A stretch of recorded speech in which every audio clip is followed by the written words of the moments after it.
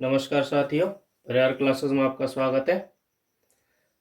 आज हम भाग 5 को देखेंगे जिसका नाम है संघ। संघ में अध्याय चलेंगे जिसमें सबसे पहले हमारी कार्यपालिका आएगी। क्योंकि कार्यपालिकाओं के 3 भाग होते हैं। पहला लोकसभा,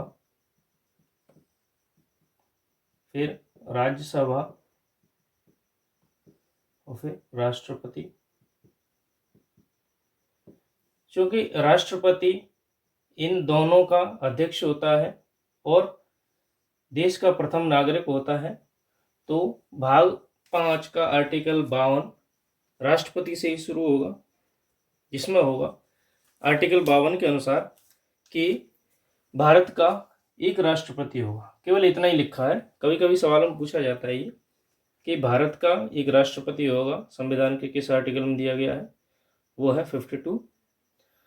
आर्टिकल 53 है राज्य की कार्यपालिकी शक्ति, संघ की, यानी कि संघ पे कार्यपालिका के लिए क्या क्या शक्ति होंगी।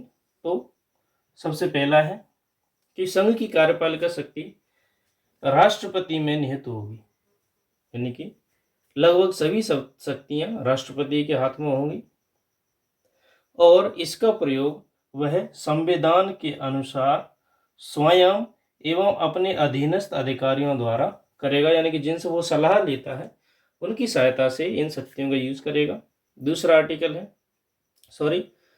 दूसरी शक्ति है पूर्वगामी उपबंध की व्यापकता पर प्रतिकूल प्रभाव डाले बिना संघ की रक्षा बलों का सर्वोच्च समादेश राष्ट्रपति में निहित होगा और उसका प्रयोग विधि द्वारा विनियमित होगा, यानी कि पहले के जो भी उपबंध होंगे उन पर कोई विपरीत प्रभाव नहीं डलेगा। नए नियम जोड़ सकते हैं लेकिन उसमें निगेटिव नहीं करेंगे।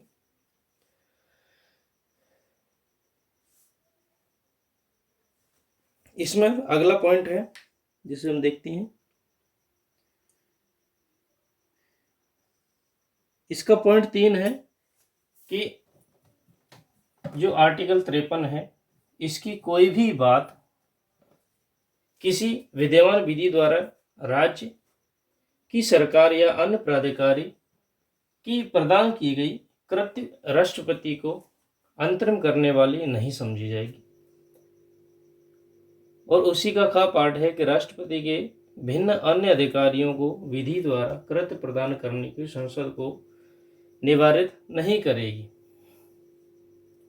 आर्टिकल 54 है ना राष्ट्रपति का निर्वाचन, यानी कि राष्ट्रपति का निर्वाचन कौन करेगा और किस प्रकार होगा, जिसमें राष्ट्रपति का निर्वाचन ऐसे निर्वाचक गण होंगे जिसमें दोनों सदनों के सदस्य होंगे, लोकसभा और राज्यसभा के। राज्यों की विधानसभाओं के निर्वाचित सदस्य होंगे। एक तो यहाँ पर तो लोकसभा और राज्यसभा दोनों के सदस्य होंगे। यहाँ पे लेजिस्लेटिव असेंबली के होंगे मेंबर, जो एमएलए होंगे, एमपी होंगे। इसके अलावा आर्टिकल 55 में राष्ट्रपति को निर्वाचित करने की जो विधि होगी, नीति होगी, उसे देखेंगे। इसमें लिखा है जहां तक साध्य हो राष्ट्रपति के निर्वाचन में भिन्न भिन्न राज्यों के प्रतिनिधि माप मानक में एक रूपता होंगी, यानी कि जो सदस्य फिक्स किए गए हैं उन सदस्यों को समान माना जाएगा, उनकी वोटिंग समान मानी जाएगी, किसी को कम या ज़्यादा नहीं मापा जाएगा। इसका अगला पॉइंट है राज्यों में आपस में ऐसी एक रूपता एवं समस्त राज्यों और संघों के समतुल्य प्राप्त कराने के लिए संसद प्रत्येक राज्य की संसद करेगी इस कार्य को।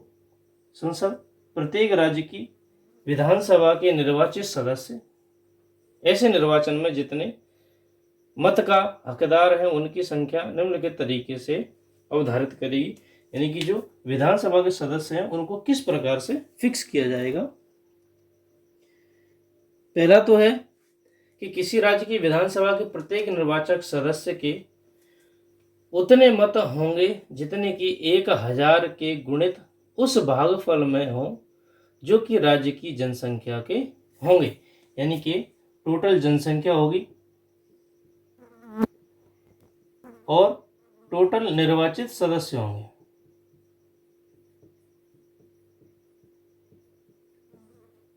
यहाँ टोटल पॉपुलेशन होगी। तो यह जो रेशियो निकल कर आएगा उन्हीं सदस्यों को यहाँ पे लिया जाएगा। अब चाहे यहाँ पर 2 सदस्य आ रहे हो या 3 सदस्य आ रहे हो, इनटू यहाँ पर 1000 का गुणा किया जाएगा। ये होगा किसी विधानसभा से जो निर्वाचित सदस्य लिए जा रहे हैं उनके लिए। अगला पॉइंट है, यदि 1000 के उक्त गुणितों को लेने के बाद शेष 500 से कम नहीं है तो उपखंड क में निर्दिष्ट प्रत्येक सदस्य के मतों की संख्या में से एक और को जोड़ दिया जाएगा। यानी कि कुल सदस्य होंगे, यदि किसी में 500 से कम है तो 500 से कम वालों के लिए जो 50% इधर होंगे और 50% इधर होंगे, तो जो एक मत किसी एक का भी ज्यादा होगा उसे इसमें ले लिया जाएगा। अगला पॉइंट है, संसद के प्रत्येक सदन के प्रत्येक निर्वाचित सदस्य लोकसभा और राज्यसभा के जो निर्वाचित सदस्य होंगे उनके मतों का वही जो उपखंड क और ख के अधीन राज्यों की विधानसभाओं के सदस्य के लिए नियुक्त कुल मतों की संख्या को संसद के दोनों सदनों के निर्वाचित सदस्यों की कुल संख्या से भाग देने पर आए, जिसमें आधे से अधिक भिन्न को एक गिना जाएगा और अन्य भिन्नों को की अपेक्षा की जाएगी। यानी कि एक दूसरे से इनका कंपैरिजन किया जाएगा और जिसके भी ज्यादा सदस्य, यानी कि जिस व्यक्ति के बारे में ज्यादा सदस्य राजी होंगे उसे ही राष्ट्रपति बनाया जाएगा।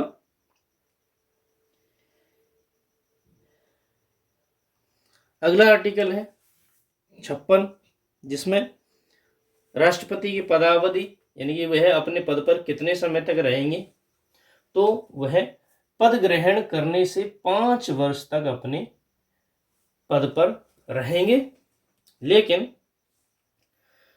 वे अपने पद से त्याग पत्र भी दे सकते हैं और कई नियम हैं जो उन्हें पद से हटाया जा सकता है। जैसे कि राष्ट्रपति उपराष्ट्रपति को संबोधित अपने हस्ताक्षर सहित द्वारा अपना त्याग पत्र देंगे। सीधी बात, तो राष्ट्रपति अपना त्याग पत्र उपराष्ट्रपति को देंगे। संविधान का अतिक्रमण करने पर राष्ट्रपति को अनुच्छेद 61 में उपबंधित रीति पर चलाए गए महाभियोग द्वारा पद से हटाया। यानी कि राष्ट्रपति पर हम महाभियोग चला सकते हैं, किसके अनुसार? आर्टिकल 61 के अनुसार। महाभियोग क्या होगा? संविधान का अतिक्रमण करने पर आर्टिकल 61 के तहत उस पर महाभियोग चलाया जा सकता है और पद से, यदि महाभियोग सिद्ध होता है तो उसे पद से हटा दिया जाएगा। अगला पॉइंट है, राष्ट्रपति अपने पद की अवधि समाप्त हो जाने पर भी तब तक पद धारण करता रहेगा जब तक कि उसका उत्तराधिकारी अपना पद, यानी कि भले ही उनकी 5 वर्ष पूरी हो जाए, लेकिन जब तक अगले राष्ट्रपति नहीं होंगे, नेक्स्ट जो प्रेसिडेंट होंगे वे नहीं होंगे, तब तक वे राष्ट्रपति के पद पर काम करते रहेंगे।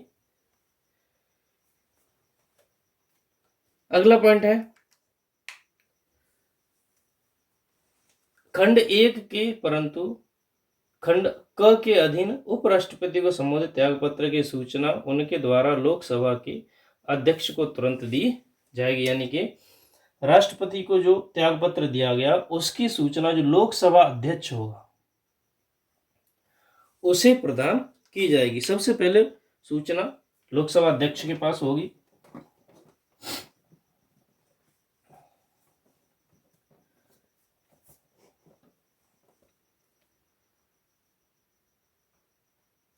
अगला आर्टिकल है 57। आर्टिकल 57 में पुनर्विचार की शक्ति दी गई है। यानी कि कोई व्यक्ति जो कि राष्ट्रपति के रूप में पद धारण करता है या कर चुका हो संविधान के अन्य उपबंधों के अधीन रहते हुए पद के लिए पुनर्विचार का पात्र होगा, यानी कि उस पर पुनर्विचार के लिए वह किया जा सकता है। अगला आर्टिकल है 58, जिसमें राष्ट्रपति निर्वाचित होने की अर्हताएं होंगी, यानी कि राष्ट्रपति कौन बन सकता है या किस व्यक्ति को राष्ट्रपति नियुक्त किया जा सकता है। पहला तो कोई व्यक्ति राष्ट्रपति निर्वाचित होने का पात्र जब होगा तब वह भारत का नागरिक हो, पहला तो। दूसरा, 35 वर्ष की आयु होनी चाहिए। ये बहुत बार पूछा जाता है कि राष्ट्रपति बनने के लिए उम्र कितनी होनी चाहिए, 35 वर्ष, याद कर लेना। और लोकसभा का सदस्य निर्वाचित होने की उसकी अर्हता होनी चाहिए, या वह लोकसभा का सदस्य होना चाहिए।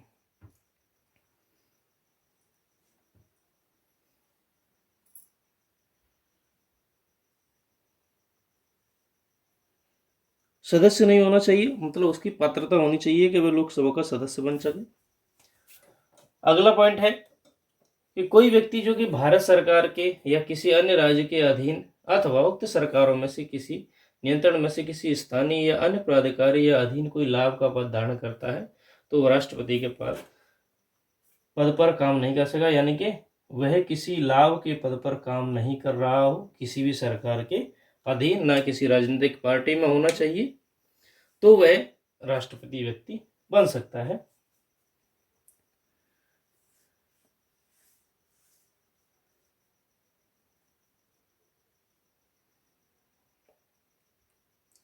अब लाभ के पद कौन कौन से नहीं होंगे, तो राष्ट्रपति, उपराष्ट्रपति या राज्यपाल या किसी राज्य का मंत्री, ये कोई भी लाभ का पद नहीं माना जाएगा। अब राष्ट्रपति पद के लिए कुछ शर्तें भी हैं। पहली शर्त है जो कि आर्टिकल 59 में दी गई है, राष्ट्रपति संसद के किसी सदन का या किसी राज्य के विधानमंडल के किसी सदन का सदस्य नहीं होगा, यानी कि किसी भी राजनीतिक पार्टी का वह सदस्य नहीं होना चाहिए। यदि संसद के किसी सदन का या किसी राज्य के विधानमंडल के किसी सदन का कोई सदस्य राष्ट्रपति निर्वाचित हो जाता है तो यह समझा जाएगा कि उसने उस सदन में अपना स्थान राष्ट्रपति के रूप में अपने पद ग्रहण करने के तारीख से रिक्त कर दिया था, यानी कि वह यदि राष्ट्रपति बनेगा तो उस सदन से उसे इस्तीफा देना पड़ेगा। अगला पॉइंट है, राष्ट्रपति अन्य कोई लाभ का पद धारण नहीं करेगा, यानी कि जब भी राष्ट्रपति बन जाएंगे तो उसके बाद वे कोई भी अन्य लाभ का पद ग्रहण नहीं कर सकेंगे। अगला पॉइंट है, राष्ट्रपति बिना किराया दिए, यानी कि कहीं भी उन्हें किराया देने की जरूरत नहीं है, अपने शासकीय निवासों का उपयोग का हकदार होगा, फ्री में भी रहेंगे, रहने का निवास होगा। ऐसी उपलब्धियां और भत्तों और विशेषाधिकारों का भी जो कि संसद विधि द्वारा अवधारित करेगी, और जब तक इस प्रकार उपबंध नहीं किया जाएगा तब तक ऐसी उपलब्धियां, भत्तों और विशेषाधिकारों का जो कि दूसरी अनुसूची में दिए गए हैं उनका अधिकार होगा, यानी कि उसे कुछ अधिकार दिए गए हैं, उनका जब तक राष्ट्रपति रहेंगे उन्हें भी चीजें मिलती रहेंगी। अगली शर्त है, राष्ट्रपति की उपलब्धियां और भत्ते उसकी पदावधि के दौरान कम नहीं किए जाएंगे, यानी कि उनकी जो सैलरी होगी, सैलरी और अन्य जो भी खर्चे होंगे उनको कम नहीं किया जा सकता, कभी भी बढ़ाया जा सकता है लेकिन कम नहीं किया जा सकता। चलिए हम अगले आर्टिकल को देखते हैं।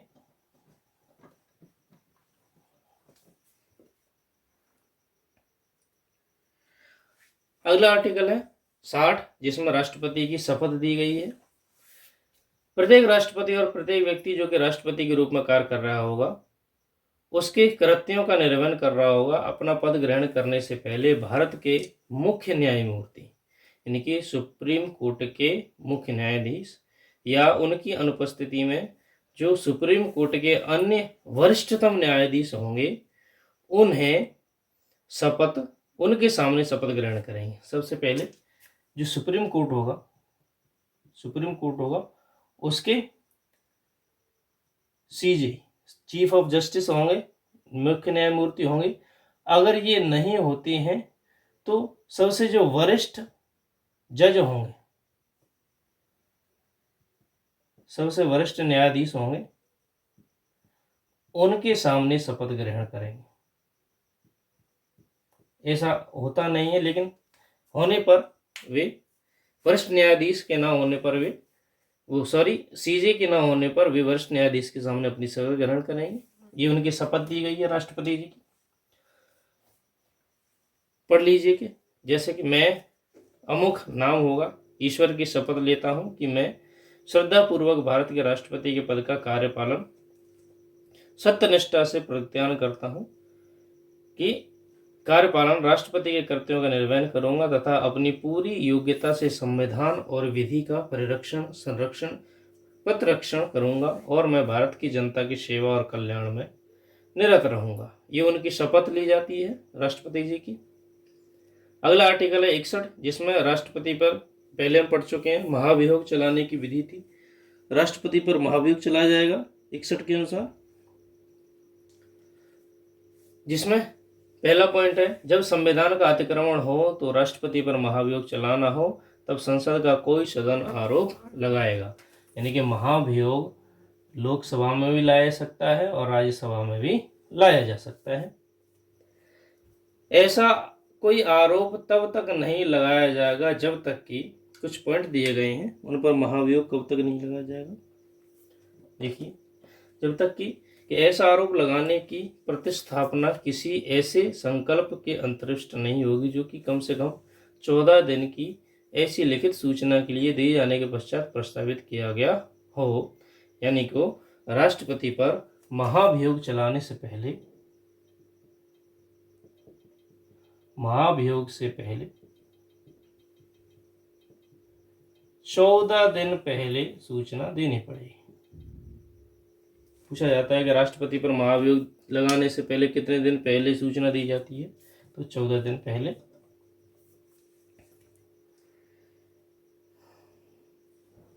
अगला पॉइंट है उस सदन की कुल सदस्य संख्या कम से कम 2/3 बहुमत द्वारा ऐसा संकल्प पारित नहीं किया जाएगा। यानी कि चाहे लोकसभा हो चाहे राज्यसभा हो, उसका 75% या 2/3 सदस्य उस पर राजी होने चाहिए, उस पर एग्री होने चाहिए, तभी महाभियोग का कोई लेटर है वो लाया जाएगा। अगला पॉइंट है जब आरोप संसद के किसी सदन द्वारा इस प्रकार लगाया गया हो तब दूसरा सदन उस आरोप का अन्वेषण करेगा। यानी कि यदि लोकसभा लाई है तो राज्यसभा में उसका देखा जाएगा, रिव्यू करेगा, और राज्यसभा लाई है तो लोकसभा उसकी रिव्यू करेगी। ऐसे अन्वेषण के उपस्थित होने तथा अपना प्रतिनिधित्व कराने का राष्ट्रपति को अधिकार होगा। यानी कि राष्ट्रपति वहां पर आ सकते हैं और उसे देख भी सकते हैं। यदि अन्वेषण में के परिणाम स्वरूप यह घोषित करने वाला संकल्प के राष्ट्रपति के विरुद्ध लगाया गया आरोप सिद्ध हो गया है, आरोप का अन्वेषण करने व कराने वाले सदन की कुल संख्या कम से कम 2/3 बहुमत द्वारा पारित किया जाता है, तो ऐसे संकल्प का प्रभाव उसी प्रकार पारित किए जाने की तारीख से राष्ट्रपति को पद से हटाना होगा। यानी कि दोनों सदनों में 2/3 बहुमत से पास करना होगा, तभी राष्ट्रपति पर महाभियोग लागू होगा। अगला आर्टिकल है 62, जिसमें राष्ट्रपति के पद की रिक्ति होने पर उस समय कौन काम करेगा उसके बारे में दिया गया है।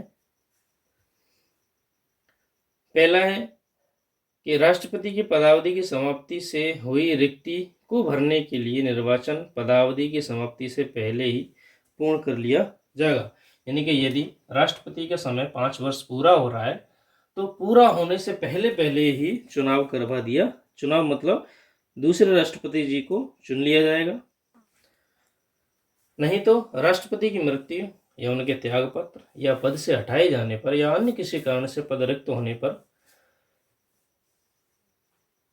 रिक्ति होने की तारीख के पश्चात यथाशीघ्र और प्रत्येक दशा में 6 माह के बीतने से पहले किया जाएगा। यानी कि यदि किसी कारणवश राष्ट्रपति जी नहीं होते हैं अपने पद पर, या उनकी मृत्यु होती है या त्यागपत्र देते हैं, तो 6 माह के अंदर अंदर दूसरे राष्ट्रपति जी को, दूसरे प्रेसिडेंट को चुनना आवश्यक होगा। यानी कि कितने दिन के अंदर चुनना होगा? 6 माह का समय लिया जाएगा।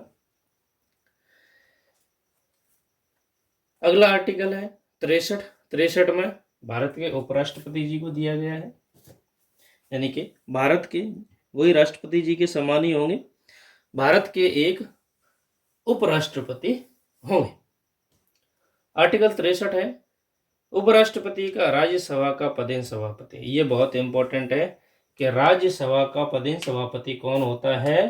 तो उपराष्ट्रपति राज्यसभा के पदेन सभापति होते हैं। ये इंपॉर्टेंट है, बहुत इंपॉर्टेंट है, पूछा जाता है। परंतु जिस किसी अवधि के दौरान उपराष्ट्रपति अनुच्छेद 65 के अधीन राष्ट्रपति के रूप में कार्य करता है या राष्ट्रपति के कामों का निर्वहन करता है, उस अवधि के दौरान वह राज्यसभा के सभापति के पद के कर्तव्यों का पालन नहीं करेगा। यानी कि यदि वे उपराष्ट्रपति राष्ट्रपति का काम करते हैं, प्रेसिडेंट का काम करते हैं, तो वे राज्यसभा के पदेन सभापति का कार्य नहीं संभालेंगे। ये बहुत इंपॉर्टेंट है। वे अनुच्छेद 97 के अधीन राज्यसभा के सभापति को संघीय वेतन व भत्ते का हकदार भी नहीं होंगे। यानी कि उन्हें जो राज्य के पदेन सभापति का जो वेतन मिल रहा था वो नहीं मिलेगा, उन्हें राष्ट्रपति का ही वेतन दिया जाएगा जब तक कि नए राष्ट्रपति का चुनाव नहीं होता तब तक। अगला आर्टिकल है 65, जिसमें राष्ट्रपति के पद के आकस्मिक रिक्ति के दौरान क्या किया जाएगा उसके बारे में दिया गया है।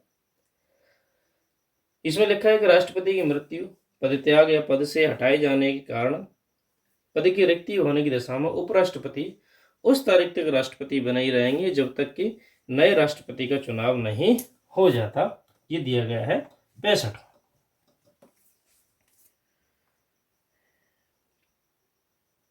इसमें अगला पॉइंट है कि जब राष्ट्रपति अनुपस्थित होंगे, बीमार हों या उनकी मृत्यु वगैरह हो जाएगी, तो कर्तव्यों का निर्वर्तन उपराष्ट्रपति ही करेंगे या राष्ट्रपति का सभी कार्य उपराष्ट्रपति ही संभालेंगे। अगला आर्टिकल है 66, जिसमें उपराष्ट्रपति दिए गए। उपराष्ट्रपति का निर्वाचन कैसे होगा? उपराष्ट्रपति का निर्वाचन संसद के दोनों सदनों के सदस्यों मिलकर बनने वाले निर्वाचन गण सदस्यों के द्वारा आनुपातिक प्रतिनिधित्व द्वारा किया जाएगा। आनुपातिक प्रतिनिधित्व प्रणाली के द्वारा एकल मत संक्रमणीय पद द्वारा किया जाएगा। ऐसे निर्वाचन में मतदान गुप्त होगा। ठीक है, गुप्त मतदान के द्वारा, आनुपातिक प्रतिनिधित्व पद्धति के द्वारा और एकल संक्रमणीय मत द्वारा किया जाएगा, जिसका मतदान गुप्त होगा। अगला पॉइंट है उपराष्ट्रपति संसद के किसी सदन या किसी राज्य विधानमंडल या किसी सदन का सदस्य नहीं होंगे, वे राष्ट्रपति जी के समान ही हैं। आगे उनकी पात्रताएं भी दी गई हैं कि वे भारत के राष्ट्रपति नागरिक होने चाहिए, 35 वर्ष की उनकी आयु होनी चाहिए और राज्यसभा का सदस्य निर्वाचित होने के लिए वे अर्हता होनी चाहिए। ध्यान रखना कि जो राष्ट्रपति थे वे लोकसभा के सदस्य बनने के लायक होने चाहिए और जो उपराष्ट्रपति होंगे वे राज्यसभा के सदस्य होने की पात्र होने चाहिए। ये इतना अंतर है, ये पूछ लिया जाता है। वही उन पर वे किसी लाभ के पद पर कार्य नहीं कर रहे हो, ये दिया गया है। उपराष्ट्रपति की पदावधि दी है आर्टिकल 67 में। वही 5 वर्ष तक वे अपने, जब से उन्होंने पद ग्रहण किया तब से वे अपने 5 वर्ष तक अपने पद पर रहेंगे। उपराष्ट्रपति अपना त्यागपत्र राष्ट्रपति जी को देंगे। यानी कि राष्ट्रपति अपना त्यागपत्र उपराष्ट्रपति को देंगे और उपराष्ट्रपति अपना त्यागपत्र राष्ट्रपति को देंगे। ये याद रखना चाहिए।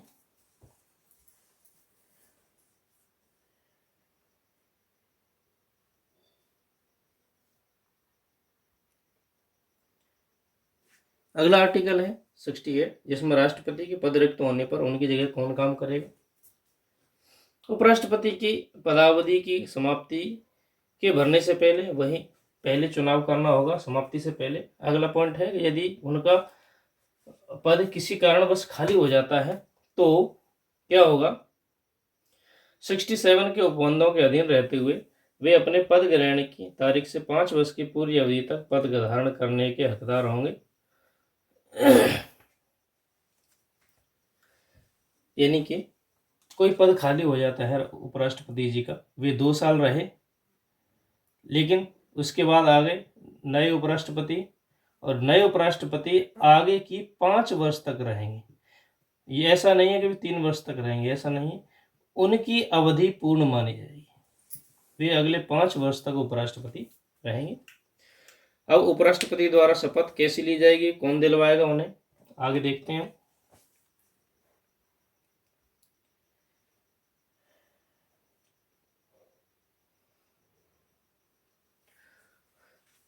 आर्टिकल 69 में लिखा है कि उपराष्ट्रपति राष्ट्रपति जी के सामने या राष्ट्रपति जी द्वारा चुने गए किसी भी व्यक्ति के सामने अपनी शपथ लेंगे, ये उनकी शपथ दी गई है। अगला आर्टिकल है 70, अन्य आकस्मिकताएं जो कि राष्ट्रपति के कर्तव्यों का निर्वहन करेंगे। संसद ऐसी किसी आकस्मिक में जो कि इस अध्याय में संबंधित नहीं है राष्ट्रपति के कर्तव्यों के निर्वहन के लिए ऐसा उपबंध कर सकेगी जो कि उसे ठीक लगता हो। यानी कि संसद को यदि और कोई कार्य जो कि राष्ट्रपति के लिए आवश्यक लगता हो उससे बना सकती है। सॉरी। राष्ट्रपति व उपराष्ट्रपति के निर्वाचन संबंधित या सशक्त विषय जो आर्टिकल 71 में दिए गए हैं। पहला है कि राष्ट्रपति या उपराष्ट्रपति के निर्वाचन से उत्पन्न सशक्त संबंध सभी शंकाओं एवं विवादों की जांच विनिश्चित उच्चतम न्यायालय द्वारा की जाएगी। यानी कि उनकी राष्ट्रपति या उपराष्ट्रपति के बारे में यदि कोई भी जांच करनी हो तो उसके बारे में जांच केवल सुप्रीम कोर्ट करेगी और उनका निर्णय ही अंतिम निर्णय माना जाएगा। यानी कि सुप्रीम कोर्ट का निर्णय अंतिम निर्णय माना जाएगा यहाँ पर। इसमें अगला पॉइंट है कि यदि उच्चतम न्यायालय द्वारा किसी व्यक्ति को राष्ट्रपति या उपराष्ट्रपति के रूप में निर्वाचन को शून्य घोषित कर दिया, यानी कि सुप्रीम कोर्ट ने मना कर दिया है कि वे इस पद के लायक नहीं है, तो उनके द्वारा यथास्थिति राष्ट्रपति या उपराष्ट्रपति के पद की शक्तियों का प्रयोग, कर्तव्यों का पालन उच्चतम न्यायालय की विनिश्चित तारीख को या उससे पहले कार्य की घोषणा कारण अविधिमान किया जाएगा। यानी कि जो सुप्रीम कोर्ट डेट फिक्स कर देगी इस अवधि से इनका पद रिक्त माना जाएगा, तो वे केवल उसी अवधि तक कार्य कर सकते हैं। अगला पॉइंट है कि इस संविधान के उपबंधों के अधीन रहते हुए राष्ट्रपति एवं उपराष्ट्रपति के निर्वाचन से संबंधित सशक्त किसी विषय का विनियमन संसद विधि द्वारा कर सकेगी। यानी कि राष्ट्रपति और उपराष्ट्रपति जो भी कानून बनाए हैं या उनके जो भी नियम हैं संसद उसे विधि द्वारा लागू करेगी। अगला पॉइंट है राष्ट्रपति और उपराष्ट्रपति के रूप में किसी व्यक्ति के निर्वाचन को उसे निर्वाचित करने वाले निर्वाचक गण के सदस्यों में से किसी भी कारण से विद्यमान किसी रिक्त के आधार पर प्रश्नगत नहीं किया जाएगा। यानी कि यदि कोई उस समय उपस्थित नहीं है तो उसके ऊपर कोई प्रश्न नहीं पूछा जाएगा। अगला आर्टिकल है 72, जिसमें क्षमा याचना या कि दंडादेश के निलंबन, परिहार, लघुकरण आदि के राष्ट्रपति की शक्तियों को दिया गया। यानी कि 72 में राष्ट्रपति की शक्तियां दी गई हैं, जिसमें पहली है राष्ट्रपति किसी अपराधी के लिए सिद्ध दोष ठहराए गए किसी व्यक्ति को दंड, क्षमा, उसका प्रलंबन, विराम, परिहार करने अथवा दंडादेश के निलंबन, परिहार या लघुकरण की उन सभी मामलों में जिनमें कि दंड एवं दंडादेश सेना न्यायालय ने दिया हो सभी में लागू होंगे।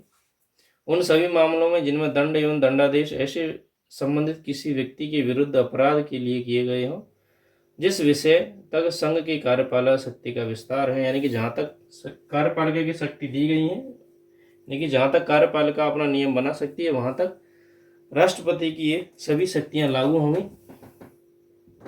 उन सभी मामलों में जिनमें दंडादेश, मृत्यु दंडादेश, इस सभी में राष्ट्रपति की शक्तियाँ प्रदान की गई हैं।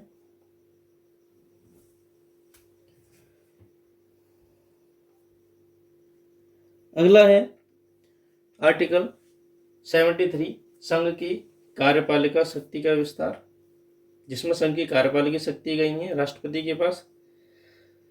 पहला है जिन विषयों के संबंध में संसद को विधि बनाने की शक्ति होगी उन पर राष्ट्रपति को भी शक्ति होगी। किसी संधि या करार के आधार पर भारत सरकार द्वारा प्रयुक्त व्यय अधिकारों, प्राधिकारों और अधिकारिता के प्रयोग तक नहीं होंगे, परंतु इस संविधान में या संसद द्वारा बनाई गई किसी विधि के रूप में यथा संबंधित सर्वे उपखंड में निर्दिष्ट कार्यपालिका शक्ति का विस्तार किसी राज्य ऐसे विषयों तक नहीं होगा जिनके संबंध में राज्य उस राज्य विधानमंडल को भी विधि बनाने की शक्ति हो। ये कार्य दिए गए हैं। आगे हम मंत्रिपरिषद अगली क्लास में देखेंगे। तो आज हमने राष्ट्रपति और उपराष्ट्रपति को देखा, उनकी शक्तियों को देखा, वे कैसे निर्वाचित होंगे, कैसे अपने पद को धारण करेंगे, सभी देखा। तो वीडियो को अंत तक देखने के लिए धन्यवाद। Thank you.